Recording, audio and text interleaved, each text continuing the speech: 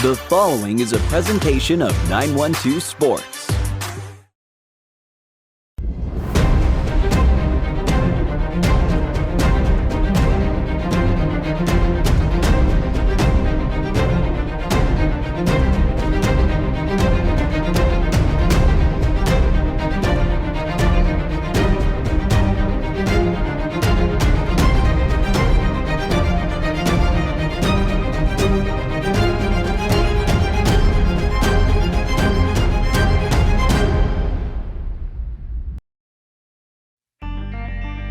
Welcome to On Air with 912 Sports, your number one source for high school sports.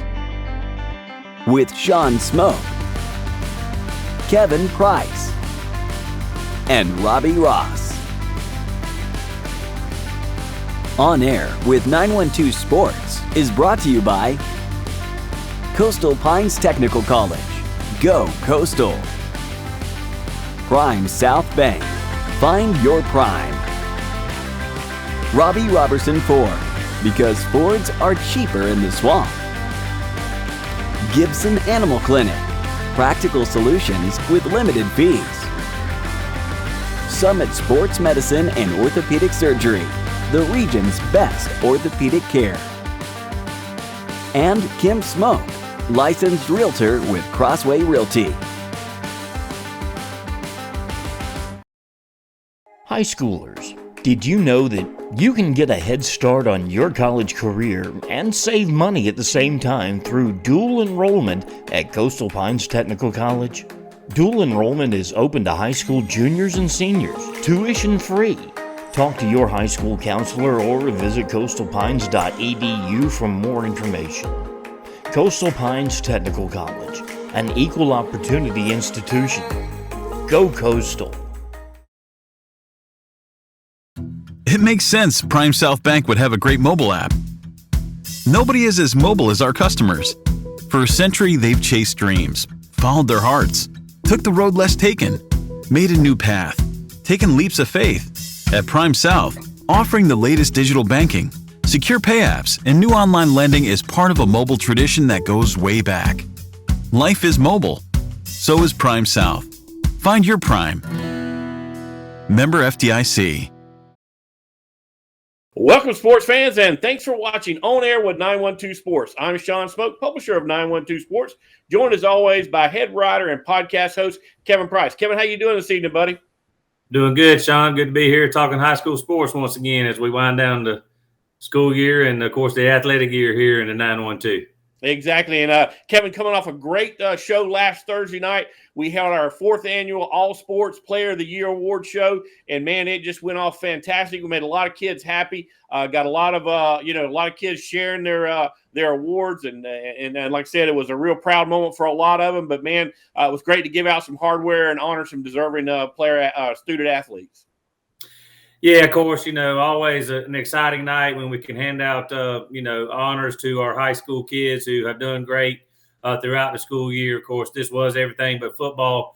Just in case somebody missed it, they can still go back and watch the show. It's still out there on our Facebook page and on YouTube. But, we've had a lot of success with this, and a lot of people have watched it live or either gone back and watched it archive. A lot of the grandmas and the granddaddies and the aunts and uncles and cousins, they like to see little Johnny's and Susie's name go across that screen, and that's great for us and certainly great for our advertisers. And that's what this is all about, in addition to getting the kids the recognition they deserve. And we've talked about it for weeks, Sean, as we build up to this deal. And I'm always amazed at the kids and what they do, not only on the field, Sean, but a lot of these kids that win these awards are excellent students in the classroom.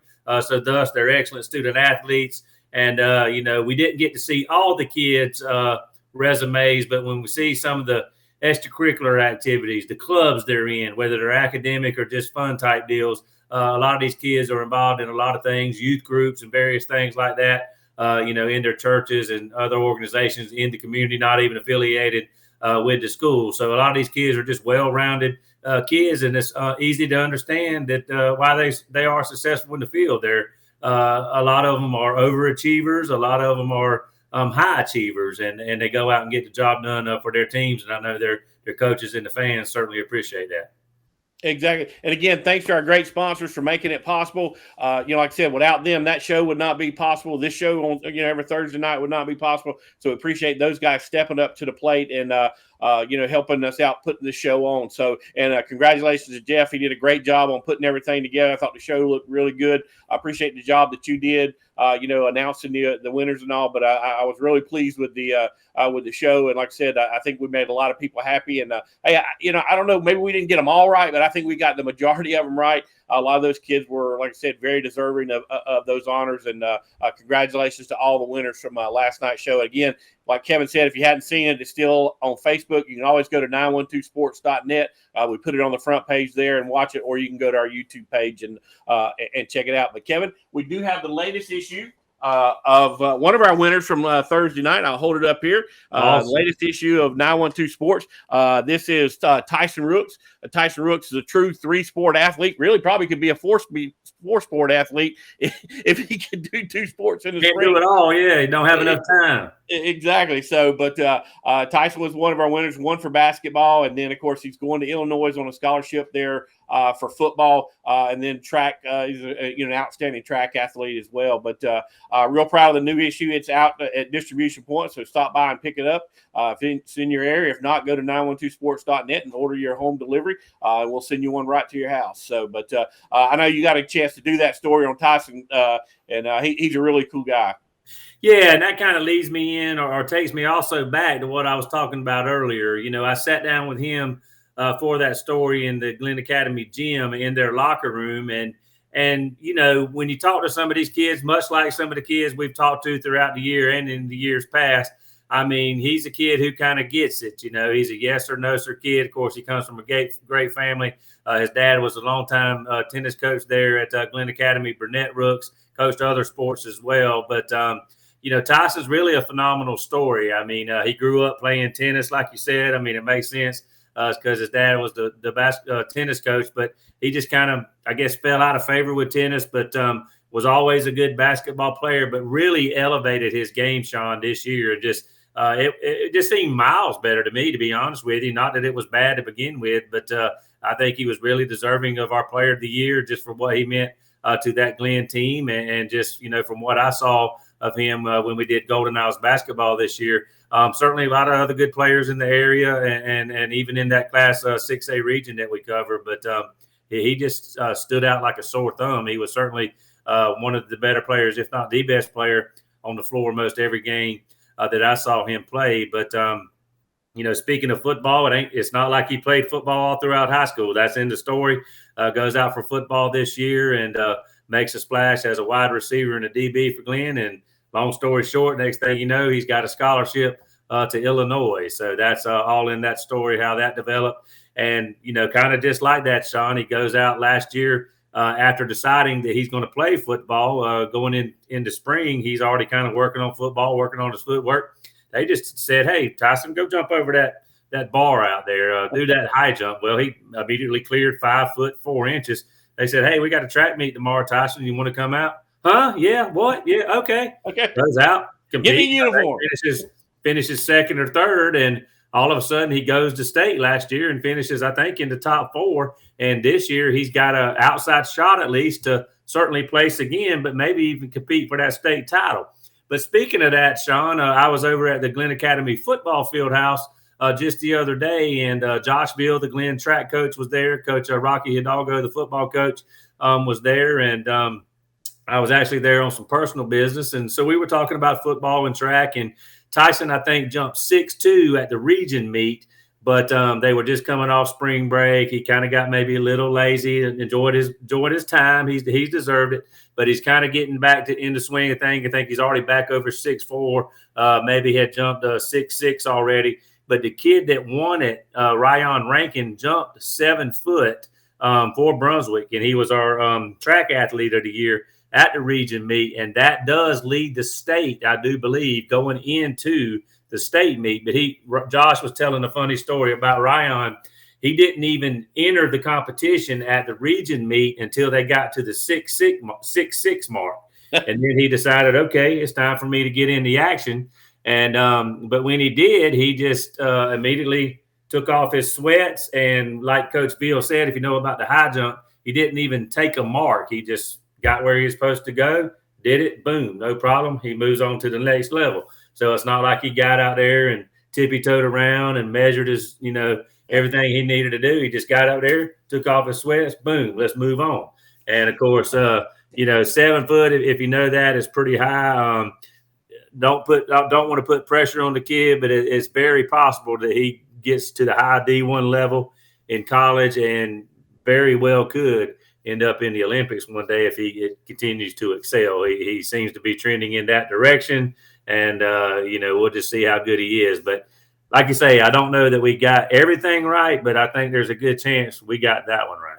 Exactly. Well, it's like I said, I think this year his highest jump was 7 foot 1 inch, and I think at one point in time, Kevin, that led the nation in high school jumpers. So that's pretty strong. So yeah, but we'll keep an eye on that track meet, that state track meet when it happens, and give everybody an update on that. But again, the latest issue of 912 Sports Magazine is at distribution points now. So pick it up or either go to 912sports.net and order your home delivery, and we'll get it sent right to your house. But a couple other things going on, Kevin. A lot of tennis is being played right now.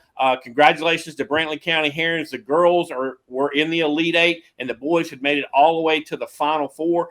So we'll keep an eye on, see how that trends out and where they wind up. But whether they keep moving on, Kevin, or they stop right there, man, that is a great accomplishment by that tennis team down there. And Brantley, known for their tennis, they just keep rolling right along. So we'll keep an eye on those guys and see if they progress further on through the season. But a great job there by the Herons tennis team. And then the Ware County Gators won another state championship in riflery while we were going on break. So congratulations to Coach Maury Singland and that band of shooters that they've got there at Ware County High School. I believe this is their 5th, Kevin, riflery state title. I think it's like the 3rd in the last 4 or 5 years. So congratulations to those guys as they keep right along rolling. And, of course, Kevin, we are knee-deep in baseball right now, and there's a lot of really, really good baseball being played in the 912, Kevin.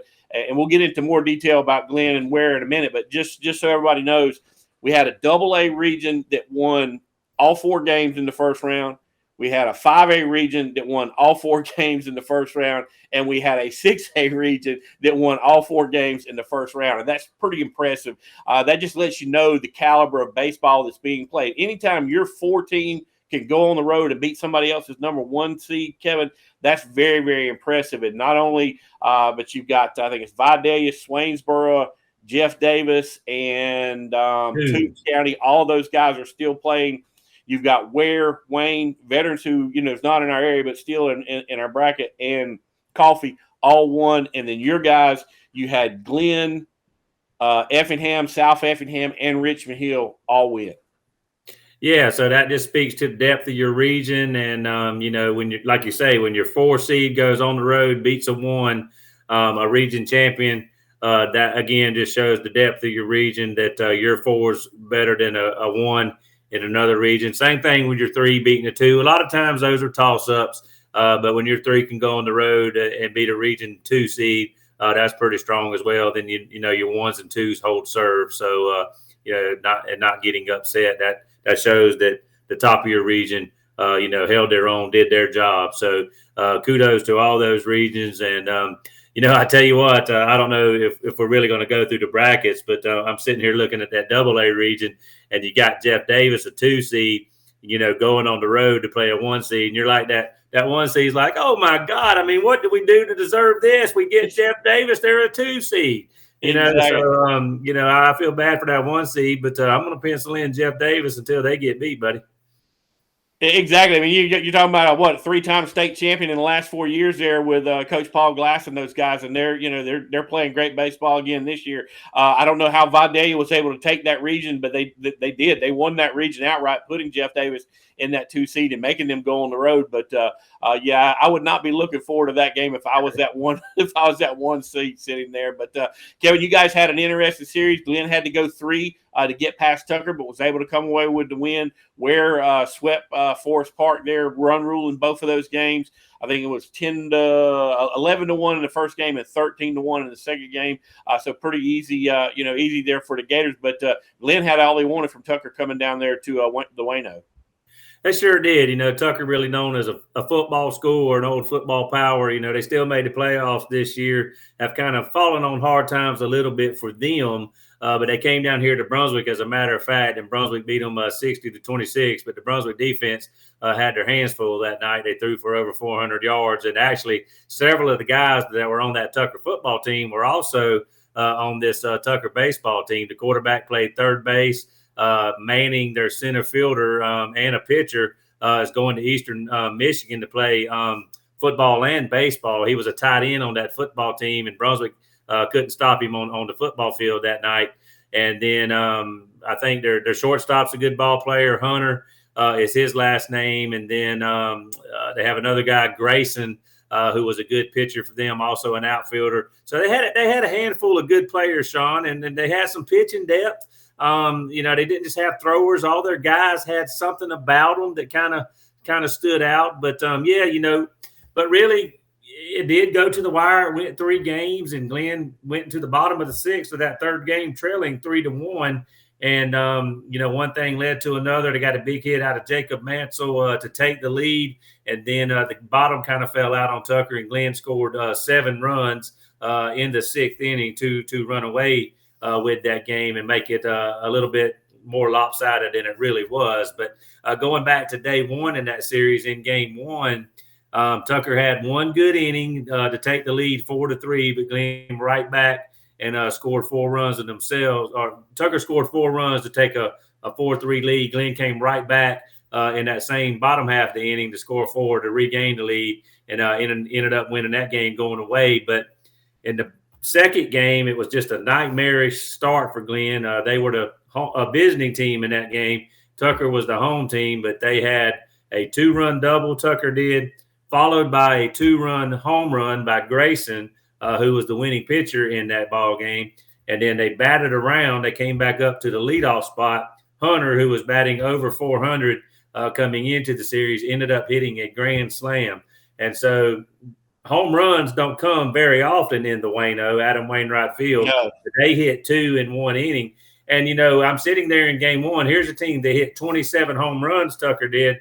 And I was thinking, well, maybe these guys play in a Cracker Jack box up there in DeKalb County or something, because I'm not seeing this power. I mean, they hardly touched the ball, or much less hit it hard in game 1 off our player of the year, Tom Eccles. But but I will say this, they don't get cheated when they swing the bat. I mean, they swing from, well, I better not say it, but they swing for the fences. You know what I mean? There you go. That's the right way to put it. But they started connecting a little better in that second game. But and so you could kind of see the pop in their bats. But so 2 bad innings really for Glenn, on day 1, and it led to a win for Tucker. Glenn came all the way back and lost that game 8-7, left the bases loaded late in that game with 2 outs, or maybe they go ahead and win that game. But that third game, Glenn just had some tough breaks, Sean. They would get runners on, and they hit into a double play early in the game, 6-4-3 double play. And then later in the game, here's one for you. They hit into a 9-5-6 double play. I won't explain it, but that's just an odd combination. Just one of those things you see in baseball, and you go, this might not work out. Right. But it ended up doing it. And, of course, now their ticket is a chance to go play Buford. Right. And Ken, we'd be remiss to let everybody know that Coach Welborn had an addition during that game 3 there for the Tucker game. He sure did. A baby boy. That was his, first child, him and his wives. And he didn't know if he was going to make it, but she had the baby at like 10:30-ish. I guess that was Thursday morning.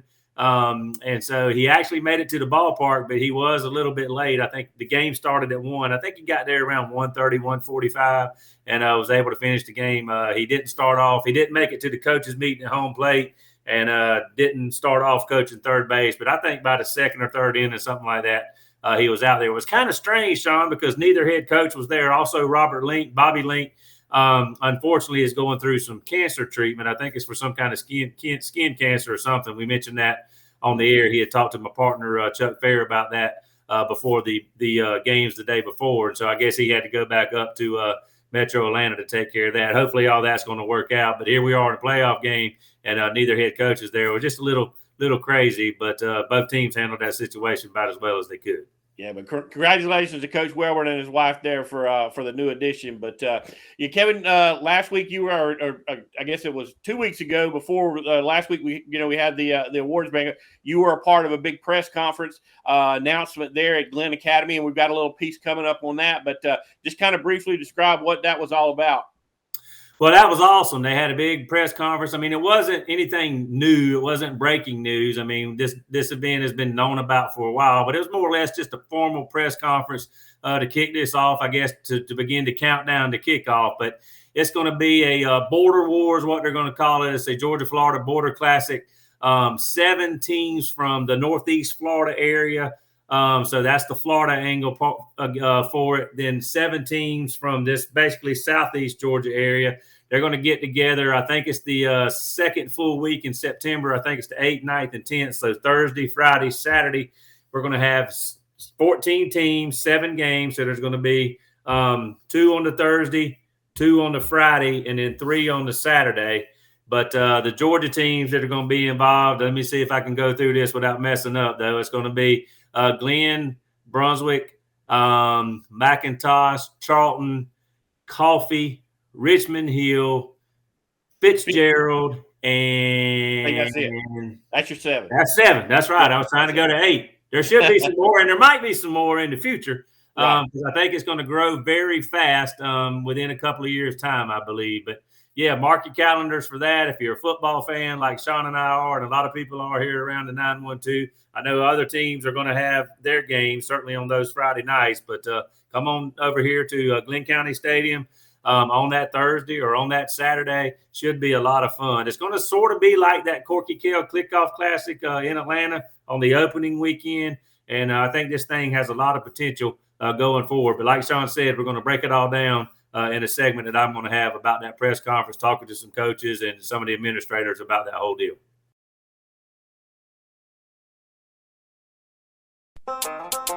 Play it loud and rev it up.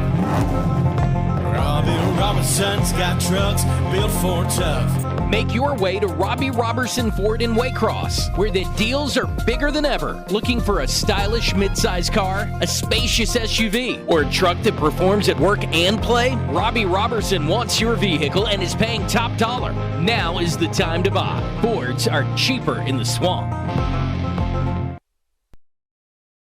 Gibson Animal Clinic is ready to help with your animals. From cats to dogs to horses, we treat them all. Call on us for grooming, bathing, boarding, and more serious things like surgery, dentistry, spay, neuter, immunizations, heartworm prevention, flea control, complete lab testing, radiology, preventive health care. Call us at 285-7678. Open Saturdays for your convenience. Gibson Animal Clinic. Practical solutions with reasonable fees. Russell J. Gibson, DVM. Gibson Animal Clinic, 108 Riverside Drive, Waycross. Hablamos español en nuestra clínica.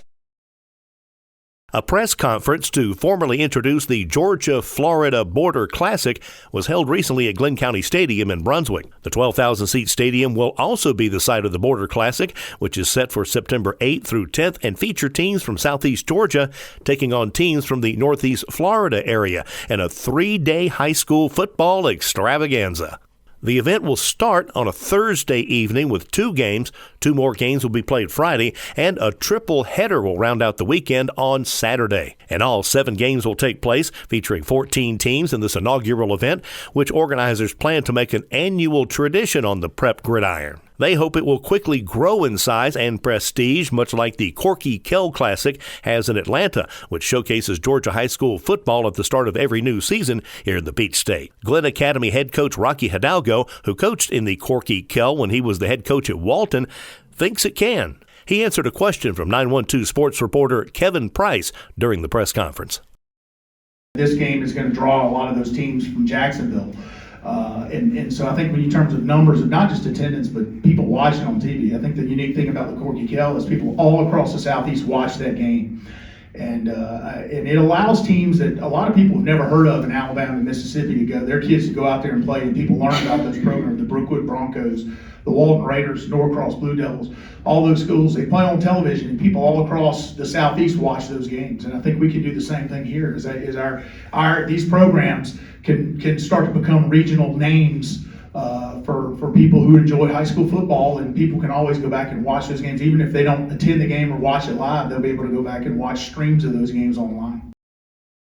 The teams in the 912 area participating in the Georgia-Florida Border Classic include Hidalgo's Red Terrors, Brunswick High, McIntosh County Academy, Coffee, Richmond Hill, and Charlton County. The other Georgia team playing will be Fitzgerald, the reigning Class AA state champion. Among the Florida teams playing in the event are Bowles, which will take on Brunswick in the Friday nightcap, and University Christian, which will battle Charlton. McIntosh coach Bradley Warren said his Buccaneers are excited about making the short trip from Darien to play in what could be a big-time event from the get-go. They will open the action the first day against West Nassau. It's great. Glenn County and Josh Baker Sporting Goods, they've been great to us. They kind of treat us like a little brother anyway across the county line. And last year we played Glenn in Brunswick. We scrimmaged Brunswick this year, played Glenn here. So it was really exciting. Scheduling was hard for us with reclassification. We had to pick up 6 ball games, and to get our kids from a rural area into this venue, they're going to love it, man. On Friday, Brunswick will be involved in one of the most attractive matchups as it plays in its home stadium as a defending region champion, coming off an unbeaten regular season in 2021 against Bowles, a longtime power in the Sunshine State.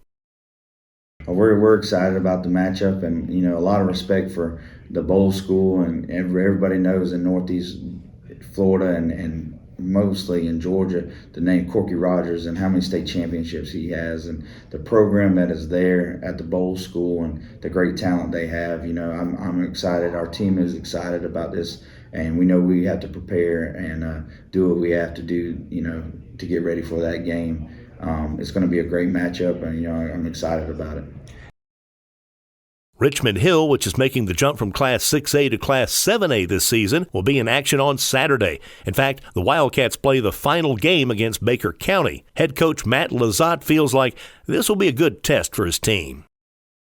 Well, I tell you, it's a lot of great competition, able to, most importantly, fill a game on the schedule and against a quality opponent. And so it's going to be one of those situations where we've got a really tough non-region schedule, not to mention our region schedule has how tough it's going to be. So we're really going to put our guys' feet to the fire. No better opportunity than out here on a Saturday night competing, and I think it's going to be a great atmosphere for our players to play in, and I think that they're going to benefit from it in the long run.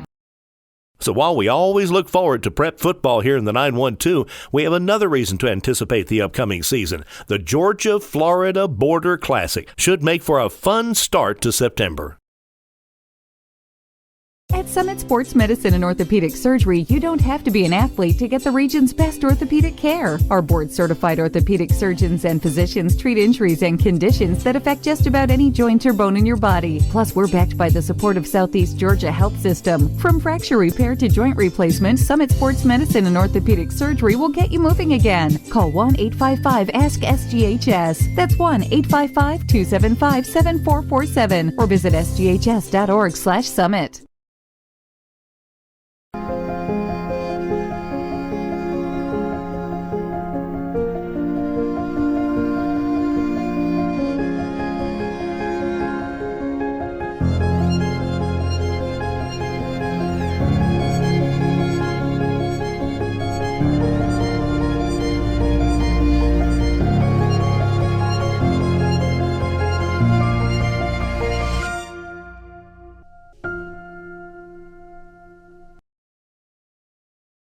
My name's Dwayne Caswell. I'm the assistant coach for the Ware County Rifle Team, current state champions. My name is Claire Ponciano. I'm the current senior and I shot a 286 in the state championships. I'm Cole Howard. I'm a senior and I shot a 293 at the state championship. I'm Austin Griffiths. I'm a sophomore and I shot a 290 at state. I'm Coach Eglin, Ware County Rifle Team. I'm Jacob Holmes, shot a 290 or a 288 at state, and I'm a senior. I'm Sam Haynes, I'm a senior, and I shot a 279 at state. Ladies and gentlemen, your 2022 Georgia State Riflery Champions, the Ware County Gators. Coach, I believe this is your 5th state championship. That's correct. All right, and everybody else, what number is it for you, Coach Caswell? This is My fourth. This is my first. It's my second. My first. First. My first. All right. Well, great job, guys. Congratulations. You guys had a little bit of adversity to overcome this year, Coach. You guys lost your first regular season match, and I believe it was like 7 years, and you actually lost a semifinal match to get into the state round of playoffs. So talk a little bit about what those adversities meant to the team and how you guys overcame it. Well, as you say, we lost the first match in probably 150, close to 150 matches. Lost it to Camden County. Came back and won the next two matches. Semifinals we won, and then the finals we lost to Georgia Military by one center shot. We had 1,157 and 63 center shots. They had 1,157 and 64 center shots. So it was one of the closest hard shot matches we've ever shot in. Right. And that puts you guys in a loser bracket, but it still let y'all compete because I believe that was the second highest score of anybody that was in the state finals, correct? That's correct. They have, once they have the 15 winning teams, they take the top two high score losing teams. And our score was still number 2 in the state going into the state match. And the kids did an excellent job of pulling it out. Yeah. Well, guys, what did somebody tell me a little bit about how you guys felt after you dropped that match to have to go into that losers bracket? What was the mentality of the team? To just win. Win. Can't let it happen. We can't let it happen again. Right, yeah. Right. Well, you guys lost in the regular season in Camden County for the first time, like Coach was talking about, in I think 7 years. But you guys defeated them in the finals and pretty much shot the same score, I believe, Coach, as you did to get there, correct? Yeah, that's correct. Right. Yeah, because Camden is a team on the rise, and like I said, I'm sure it was kind of satisfying that the team that knocked you off in the regular season, you guys were able to beat for state. Quite. Very much so. Yeah. Well, congratulations. Well, Cole, you actually finished third in the state that as an individual, and I talked with Coach before. You guys shot after your team had already clinched the state championship. Talk a little bit about that. Does that make it easier? Or does it make it harder shooting after you've got a championship in your pocket? A lot easier. A lot easier. Yeah. You feel a lot more confident. Just happy to be there, honestly. Right. And we were talking a little bit about the scores. I mean, you practically shot the same score almost as the guy that won, but it was just the closeness to the bullseyes, I guess, is what the difference was in first and third. That's right. Yeah. So. But congratulations, that's that's a great job there as well. So, let's see, what do we want to talk about? Oh, and you guys have got a facility over in Emerson Park. It's actually right now torn all to shreds, basically. You can see directly in the building. But talk a little bit about those renovations. What's going on over there, Coach, and when you guys hope to be back in there? We hope to be back in it by Thanksgiving. There's no guarantee. They've got until January with the contract. What they're doing, they are doubling the size of the range. We will be able to accommodate 40 shooters at one time. Increasing the parking lot. All of the rest of the facility that we have, they have stripped out the floor covering, the ceiling, the lights, everything in it is being redone.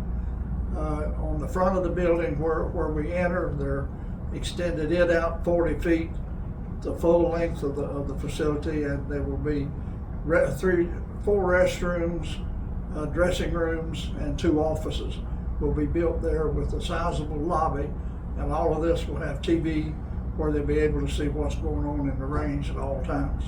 And thanks to the Ware County Board of Education for going ahead and doing this, because we have needed it a long time. Right. Well, y'all already had probably one of the finest facilities here in the Southeast, and now you're probably going to have one of the finest in the country, I would think, right? Right up at the top, yes, sir. Yeah. So that's fantastic. Well, let's talk about how many of you are coming back for next year. I'm the only one coming back for next year. Oh, everybody? I'm coming back. All right. So Austin, I guess it's on you. Everything to get number 6, it'll all start with you. So you guys go get better in the off season, and congratulations on being the 2022 Georgia State Riflery champions. High schoolers, Did you know that you can get a head start on your college career and save money at the same time through dual enrollment at Coastal Pines Technical College? Dual enrollment is open to high school juniors and seniors, tuition free. Talk to your high school counselor or visit coastalpines.edu for more information. Coastal Pines Technical College, an equal opportunity institution. Go Coastal. It makes sense Prime South Bank would have a great mobile app. Nobody is as mobile as our customers. For a century, they've chased dreams, followed their hearts, took the road less taken, made a new path, taken leaps of faith. At Prime South, offering the latest digital banking, secure pay apps, and new online lending is part of a mobile tradition that goes way back. Life is mobile. So is Prime South. Find your Prime. Member FDIC. Play it loud and rev it up. Robbie Robertson's got trucks built for tough. Make your way to Robbie Robertson Ford in Waycross, where the deals are bigger than ever. Looking for a stylish midsize car, a spacious SUV, or a truck that performs at work and play? Robbie Robertson wants your vehicle and is paying top dollar. Now is the time to buy. Fords are cheaper in the swamp. Well, that's going to wrap up Kevin and I's piece for this week. Appreciate everybody watching. Until next time, may all your check marks go in the win column. Good night, everybody. Gibson Animal Clinic is ready to help with your animals. From cats to dogs to horses, we treat them all. Call on us for grooming, bathing, boarding, and more serious things like surgery, dentistry, spay, neuter, immunizations, heartworm prevention, flea control, complete lab testing, radiology, preventive health care. Call us at 285-7678. Open Saturdays for your convenience. Gibson Animal Clinic. Practical solutions with reasonable fees. Russell J. Gibson, DVM. Gibson Animal Clinic, 108 Riverside Drive, Waycross. Hablamos español en nuestra clínica. At Summit Sports Medicine and Orthopedic Surgery, you don't have to be an athlete to get the region's best orthopedic care. Our board-certified orthopedic surgeons and physicians treat injuries and conditions that affect just about any joint or bone in your body. Plus, we're backed by the support of Southeast Georgia Health System. From fracture repair to joint replacement, Summit Sports Medicine and Orthopedic Surgery will get you moving again. Call 1-855-ASK-SGHS. That's 1-855-275-7447 or visit sghs.org/summit.